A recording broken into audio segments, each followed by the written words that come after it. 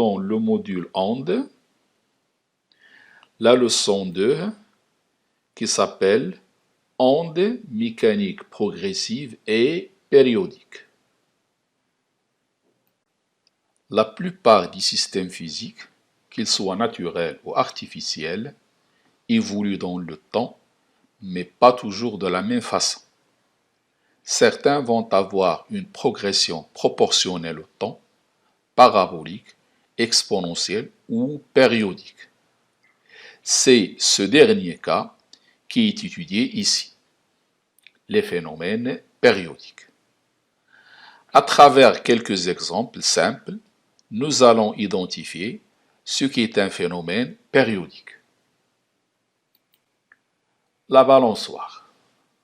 Il effectue un mouvement de va-et-vient autour de sa position d'équilibre. C'est une oscillation. Donc ce mouvement de va-et-vient se répète dans le temps. C'est un phénomène périodique. Bien entendu, on néglige les frottements. Le cœur est un muscle autonome qui bat périodiquement à raison de 60 à 80 battements par minute au repos. Donc les battements du cœur se répètent dans le temps. Le battement est un phénomène périodique. La Terre tourne autour du Soleil en une année. Ce mouvement de la Terre autour du Soleil est un phénomène périodique. Il se répète au bout d'une année. Donc, vu tous ces exemples, on voit que la période du mouvement peut aller de la milliseconde à la seconde, à l'heure, voire l'année. Et d'une façon générale, les phénomènes périodiques sont facilement identifiables. Dès qu'un motif se répète à l'infini identique à lui-même, c'est un phénomène périodique. Et la période, c'est le temps qui sépare deux motifs élémentaires. Bien entendu, il y a d'autres phénomènes périodiques, tels que la rotation de la Terre autour d'elle-même, et se fait en un jour, tels que la respiration, toutes les 5 secondes. Donc, en conclusion, on peut définir le phénomène périodique comme suit. Un phénomène périodique est un phénomène qui se répète de la même manière à intervalles de temps réguliers. Cet intervalle de temps, c'est la période du mouvement. Alors commençons par donner la définition d'une onde mécanique progressive et périodique. On définit en général une onde mécanique progressive et périodique de la façon suivante. Une onde progressive périodique est une onde mécanique qui est produite par une source qui est un mouvement périodique. Donc si la source qui produit les ondes a un mouvement périodique, alors l'onde est dite périodique. Dans cet exemple qu'on va voir maintenant sur l'animation, la source effectue un mouvement de va-et-vient autour de sa position d'équilibre. Un tel mouvement est périodique et il est dit sinusoïdal. On voit ici la source qui effectue un mouvement de va-et-vient autour de la position d'équilibre. La distance maximale entre la position d'équilibre et la position extrême est appelée amplitude. Un tel mouvement est dit mouvement rectiligne sinusoïdal, puisque la trajectoire de la source est rectiligne. Donc cette source va produire des ondes qui sont des ondes périodiques. On les appelle aussi des ondes sinusoïdales. Donc l'onde produite par cette source est dite onde mécanique progressive sinusoïdale. Je rappelle que si l'onde est sinusoïdale, elle est automatiquement périodique. Mais l'inverse n'est pas juste. On peut trouver des ondes périodiques qui ne sont pas sinusoïdales. Donc si on entend une onde sinusoïdale, ça sous-entend aussi qu'il est périodique. Commençons par les ondes progressives périodiques le long d'une corde. Ces ondes périodiques le long d'une corde sont produites par une source qui a un mouvement périodique. Donc, les ondes elles-mêmes possèdent une périodicité temporelle. Voyons cela sur cette animation.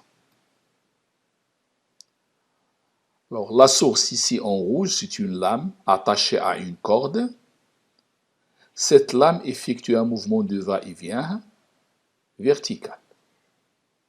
Ce mouvement, c'est un mouvement sinusoïdal.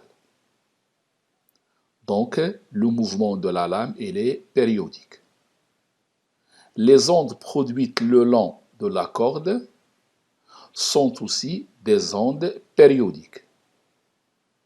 Et spécialement, ce sont des ondes sinusoïdales. Donc, cette onde produite par cette lame qui a un mouvement périodique, c'est une onde transversale sinusoïdale. Et puisqu'il est sinusoïdal, donc il est périodique. La période, c'est le temps au bout duquel cette lame effectue un mouvement de va-et-vient. Donc, autrement dit, la période, elle est notée grand T, c'est la plus petite durée au bout de laquelle le phénomène se répète identique à lui-même. Ça veut dire le mouvement de va-et-vient se répète identique à lui-même. Donc, cette onde, elle est périodique dans le temps. Ça veut dire au bout d'un certain temps grand T, l'onde se répète identique à elle-même. Tout phénomène périodique possède une fréquence. Et cette fréquence est notée soit F, soit N. C'est le nombre de phénomènes effectués par seconde. Ça veut dire ici le nombre d'ondes produites par seconde. Si cette source produit 5 ondes par seconde, on dit que cette onde a une fréquence de 5 Hz. La fréquence, c'est l'inverse de la période. Elle est exprimée en Hz. Et c'est F égale 1 sur T. F, c'est la fréquence et T, c'est la période. Puisque l'onde, elle est périodique dans le temps, alors elle est aussi périodique dans l'espace. On parle de la périodicité spatiale de l'onde. Reprenons l'exemple précédent. Cette source produit des ondes périodiques dans le temps. Ce sont des ondes sinusoïdales. Si je prends une photo de ce milieu propagation à un instant t bien déterminé, j'obtiens cette figure. Donc cette figure, c'est l'aspect de la corde à un instant t bien déterminé.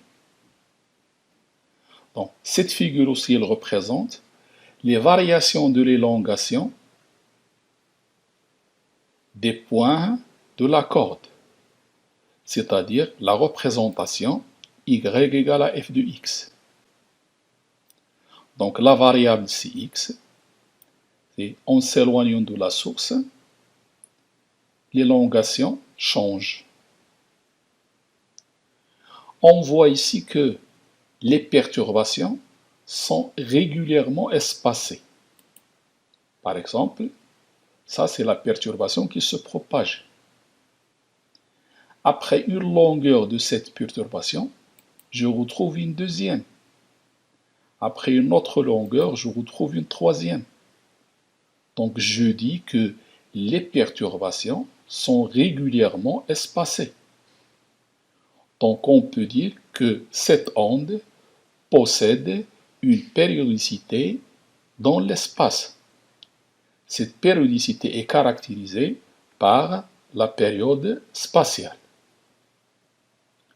Cette période spatiale, c'est une distance.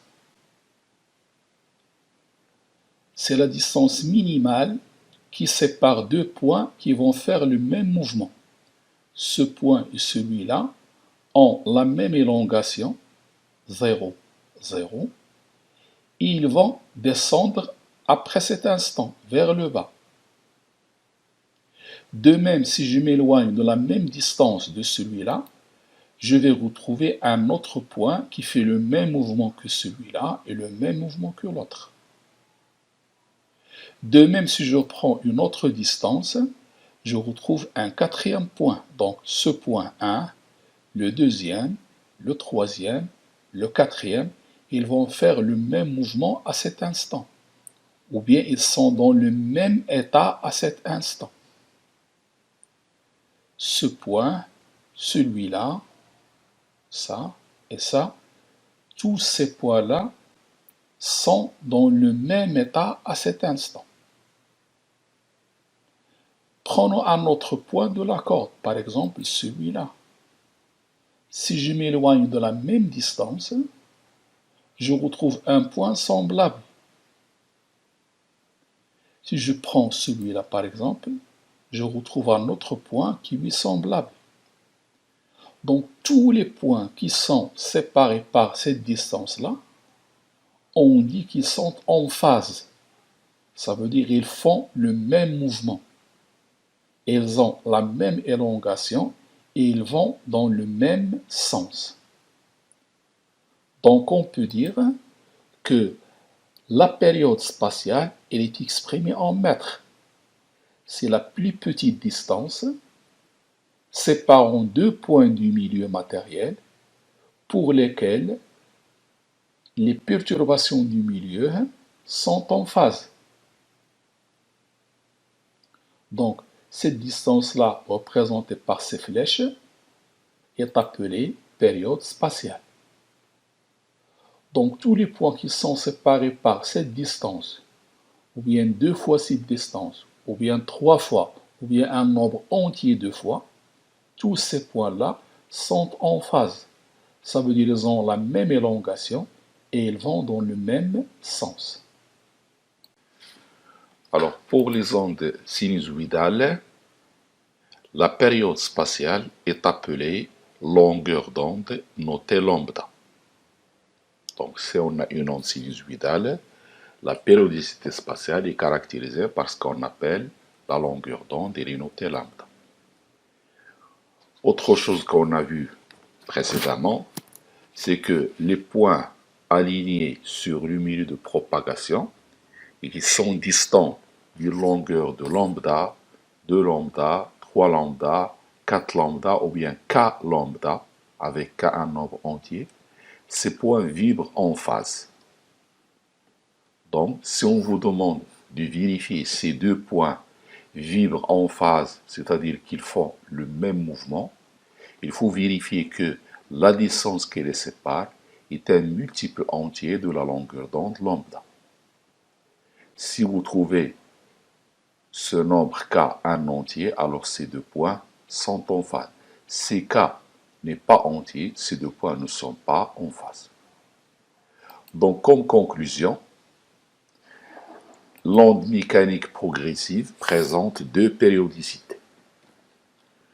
Une périodicité temporelle de période t exprimée en secondes. Cette périodicité, on peut la déduire du graphe qui représente y en fonction de t.